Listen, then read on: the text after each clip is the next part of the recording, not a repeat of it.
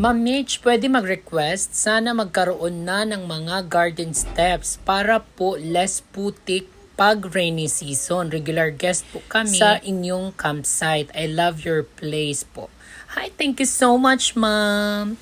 Sige po, ma'am, tapusin ko lang po itong paglalagay natin ng tissue rock kasi para bongga and aesthetic. Ito, nabili ko lang to online o Ziba. Actually, matagal na talaga naming plano. Gusto lang talaga namin step by step para feel talaga ang moment. So, ayan guys, today gagawa na ng mga steps para doon sa mga bago nating cabin. Excited na ako, basta abangan nyo kasi marami pa kaming i-add na landscape. Inaantay lang muna namin na matapos yung ating mga cabins.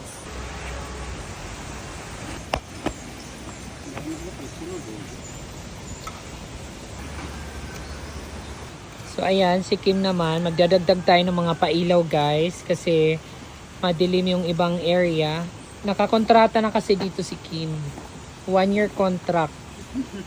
So yung area kasi dito guys, madilim to paggabi. Mayroon pa kasi dyang waterfalls. Pwede pang paliguan guys. Well, na-enjoy namin at excited na kami sa steps. Nakalimutan yung bakan. Tibay talaga yan. So ayun guys, nag-iisip kami kasi nga madulas daw yan pag ganyan, diretsyon makinis lang. Kaya yung sa ref namin ginamit na muna para magkaroon lang siya ng spike.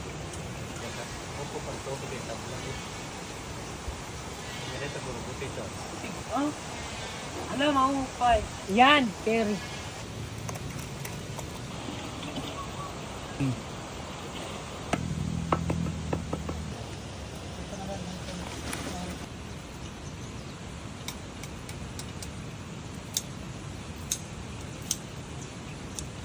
So ayan mga bebs, dito naman lalagyan natin ng string light na nabili namin sa City Hardware.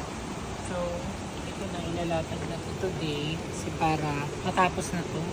Ito na lang talaga inaantay natin matapos lahat. So yung ginagawang steps para dito yun. Doon. Basta mga nyo, malapit na yan. Kunting kembot na lang. Tapos eto, nilalagyan na ng wood yung table kasi para matapos na. Maganda na yung misa namin. Atras pa.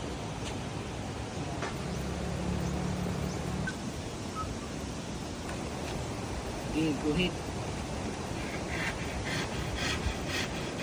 Magdadagdag din tayo ng mga solar guys. Meron kasi kami mga solar na matagal na pero gumagana pa rin siya. So ilalagay namin dito sa mga area na sobrang dilim. Basta kasamili ko naman ini. Spider-Man in real life. Anyway, I really appreciate your suggestion. Huwag po kayo mag-alala kasi pagkatapos namin lagyan yung bawat cabins ng mga steps, isusunod naman na namin yung paikot na ng The Island. Baka magmukha naman libingan ng mga bayani ito. Charles Kevin. Tapos pinturahan ng puti. Charles, see you again.